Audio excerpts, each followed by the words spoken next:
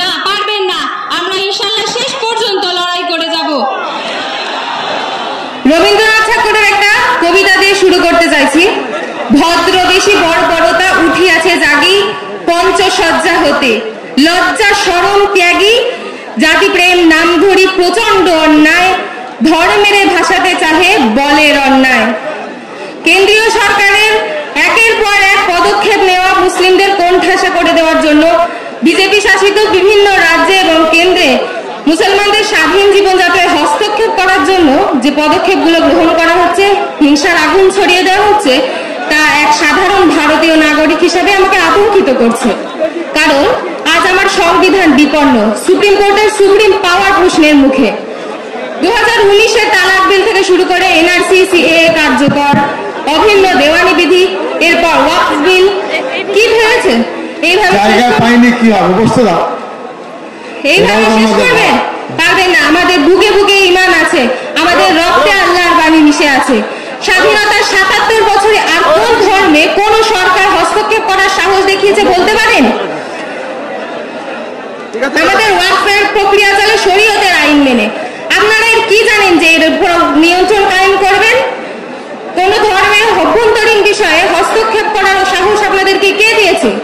গরিবের কল্যাণের অজুহাত দেখান, সরকারি সম্পত্তি বেসরকারি করে চলেন, লক্ষ লক্ষ টাকা কোটি কোটি টাকা ঋণ নিয়ে পালিয়ে যাওয়া চোরদের আড়াল করেন। তখন কোথায় থাকে গরিবের চিন্তা, কোথায় থাকে গরিবের কল্যাণ? লক্ষ টাকার জামা চশমা পরে আপনার মুখে মিথ্যা খাপ খায় না মোদিজি। উত্তরপ্রদেশ সহ বিভিন্ন বিজেপি শাসিত রাজ্যে যেভাবে মসজিদ মাদ্রাসাগুলোর উপর হামলা চলছে, নিষেধাজ্ঞা চলছে, কি ভেবেছেন? না পারবেন না। আমরা ইনশাআল্লাহ শেষ পর্যন্ত লড়াই করে যাব।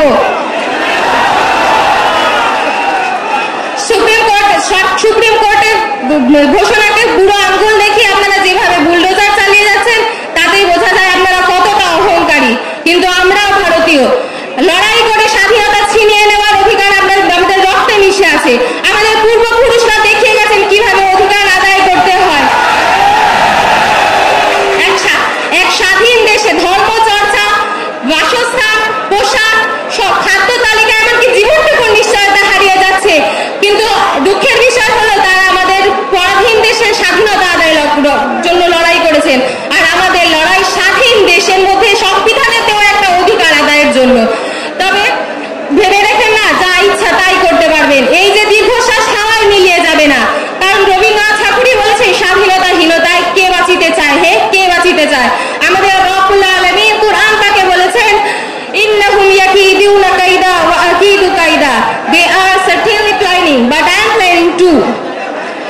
তাই সেই রবের উপর, কুরআন পাকের উপর বিশ্বাস রেখে আমাদের লড়াই ইনশাআল্লাহ চালিয়ে যাব।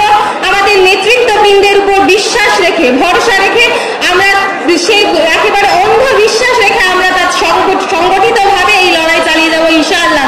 তারা উঠতে বললে উঠবো, বসতে বললে বসবো। যেমন উহুদের যুদ্ধ নবী পাক সাল্লাল্লাহু আলাইহি ওয়াসাল্লাম বলেছেন পাহাড়ের পিছনে থাকতে, অনেকেই বোঝেননি কেন।